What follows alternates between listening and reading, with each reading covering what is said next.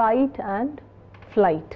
तो ये by default हमें नेचर ने दिए हुए हैं 2 रिस्पॉन्सेस जो हम सीखते नहीं हैं, ये बाय डिफ़ॉल्ट हमारे अंदर आ गए हैं, भागना और लड़ना। यानी कि जब भी लाइफ में कोई प्रॉब्लम आती है तो हम अचानक ये रिस्पॉन्सेस देते हैं। इसके लिए हमें सोचना समझना नहीं है, चेतन मन की भी ज़रूरत नहीं है। अगर मैं अभी आपके ऊपर पेपर उठा के फेंकूंगी तो आप बचने की कोशिश करोगे, अगर आपके ऊपर अभी छिपकली गिरे तो आप उठोगे या कुछ रिएक्शन करो। उसके लिए आपको डिसीजन मेकिंग के प्रोसेस में नहीं जाना होगा। अगर अभी कोई बहुत भयानक कुत्ता आ जाए तो आप उठ के भागोगे, उसके लिए भी आपको एकदम से होगा वो रिस्पॉन्स। और अगर शेर आ जाए तो कभी कांच वांच तो तोड़ दोगे।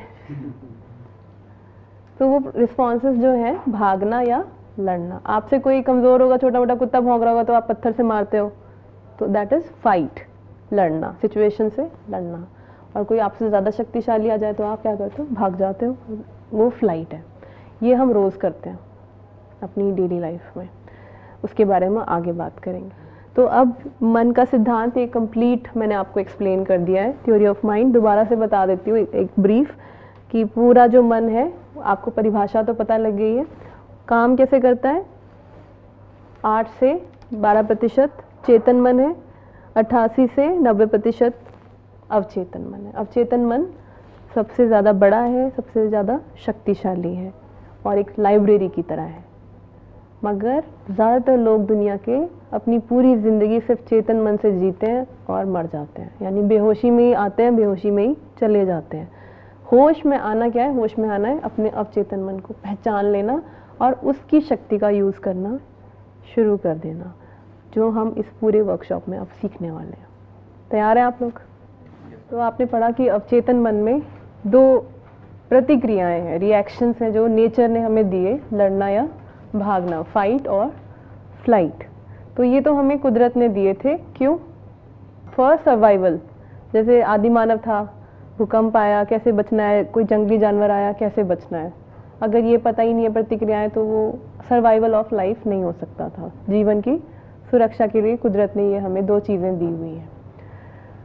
तो जब भी कोई मुसीबत आती है, ज़रूरी नहीं है वो फिज़िकल प्रॉब्लम हो कि कोई कुत्ता आ गया या शेर आ गया, मगर ट्रैफिक में पुलिस वाला आ गया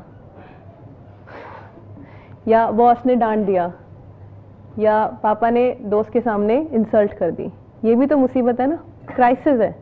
तो उस वक्त भी अवचेतन मन आपको एनर्जी भेजता है, लड़ो या भागो। लड़ने के लिए एनर्जी चाहिए, भागने के लिए भी एनर्जी चाहिए। तो जब भी कोई मुसीबत आती है तो आप देखोगे कि आपके अंदर एक अलग एनर्जी आती है। अगर मैं आपको कहूँ उठो और भागो, तो आप उस एनर्जी से नहीं भाग पाओगे, जैसा कि तब भागोगे जब शेर पीछे भाग रहा होगा तब आप पीटी उषा बन चुके होंगे। तो जो अवचेतन मन है वो आपको हाई वोल्टेज पावर की सप्लाई करता है, डिपेंडिंग कि क्राइसिस कैसा है। बॉस ने डांटा सबके सामने, तो हो ही नहीं सकता कि आपकी जो सांस है वो नॉर्मल चले। हो सकता है? इमेजिन करो, अगर पापा ने दोस्त के सामने इंसल्ट करी तो हो ही नहीं सकता कि आपकी सांसें उस वक्त नॉर्मल चल रही होंगी। हो सकता है? इमेजिन करो। कई लोगों को के गाल लाल हो जाते हैं, कई लोगों के कान में से गर्मी निकलने लगती है, कई लोगों की सांसें तेज हो जाती है, कई लोगों की हार्ट बीट तेज हो जाती। क्यों? क्योंकि उस वक्त अवचेतन मन के लिए वो क्राइसिस है और अवचेतन मन हाई वोल्टेज पावर आपको भेज रहा है कि लड़ो या भागो। पर फादर से आप लड़ नहीं सकते बिकॉज ऑफ रूल्स, बॉस से आप लड़ नहीं सकते because of rule, ethics, right. आप घर छोड़ के भाग नहीं सकते, आपको घर में रहना है। आप जॉब छोड़ के नहीं भाग सकते, आपको जॉब करनी है। तो उस सिचुएशन में ना आप लड़ सकते हो ना भाग सकते हो। तो तीसरा रिस्पॉन्स इंसान ने खुद बनाया, जो कि कुदरत ने नहीं दिया था, that is play dead. Fight, flight and play dead. Play dead यानी कोई प्रतिक्रिया ही नहीं करना, एक कान से सुना और उसी कान से निकाल दिया। मगर एनर्जी तो आई ना, सबकॉन्शियस ने एनर्जी तो भेजी जो आपने फील की उस वक्त बॉडी में कि it's not comfortable position, it's crisis. तो अंदर आपकी हार्ट बीट तेज हो रही है, आपको एनर्जी आ रही है आपके अंदर, but you are suppressing that energy, आप उसको अपने अंदर दबा लेते हो और आप प्ले डेड करते हो, दबाते जाते हो और प्ले डेड करते जाते हो। यही हम बचपन से करते रहते हैं।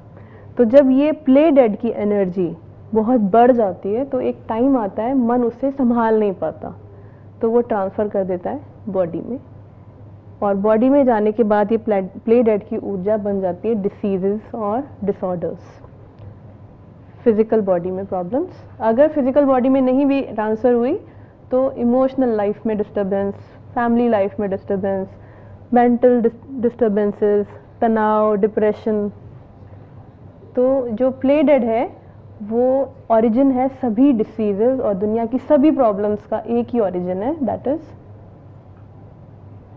Play dead. प्रतिक्रिया ही नहीं करी, मगर जो ऊर्जा भेजी अवचेतन ने उसको अंदर दबा लिया, उसका यूज़ नहीं किया, उसको आउटलेट नहीं दिया, उस एनर्जी को रिलीज़ नहीं किया, क्योंकि रिलीज़ शायद डिस्ट्रक्टिव हो जाता, तो अंदर दबा लिया। और अब वो तो ऊर्जा है, उसको निकलना है, तो वो किसी ना किसी रूप में मैनिफेस्ट हो जाती है, या तो बीमारी के रूप में या लाइफ में किसी प्रॉब्लम के रूप में वो मैनिफेस्ट हो जाती है, प्ले डेड। ये क्लियर है?